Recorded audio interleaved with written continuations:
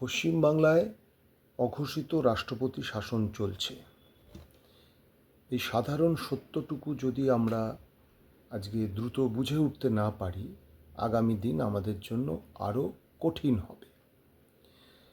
গণমঞ্চ বার্তায় আমি সুশান রায় কথা বলবো এই যে অঘোষিত জরুরি অবস্থা চলছে পশ্চিমবঙ্গে, এই বিষয়টিকে নিয়ে। দেখুন,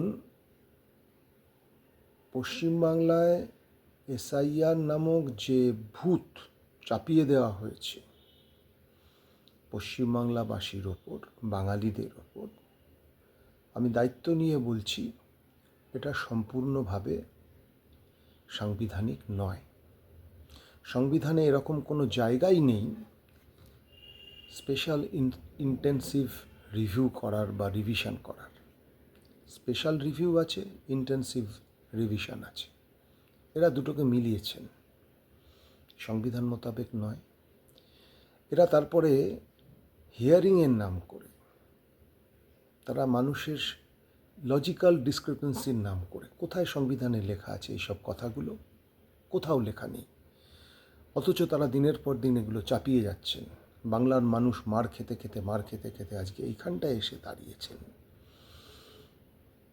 বাংলায় একটা নির্বাচিত সরকার রয়েছে, নির্বাচন কমিশন নির্বাচনটাকে তারা পরিচালনা করবেন, রাজ্য সরকার তাকে সম্পূর্ণভাবে সহযোগিতা করবে, এটাই সাংবিধানিক রীতি।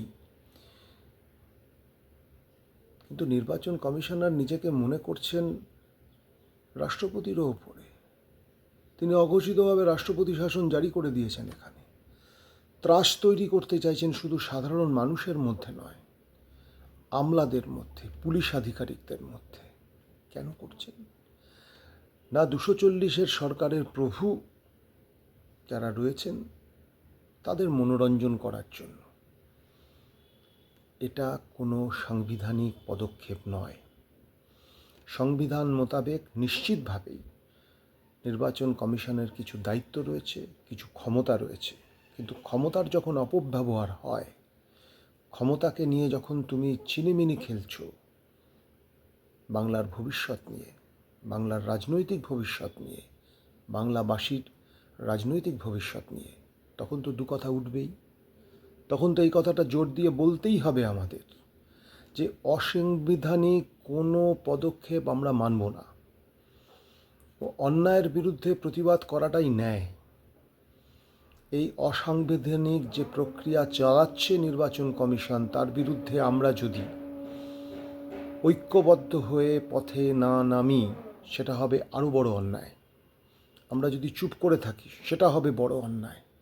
অন্যায়ের বিরুদ্ধে আমাদের রুখে দাঁড়াতে হবে।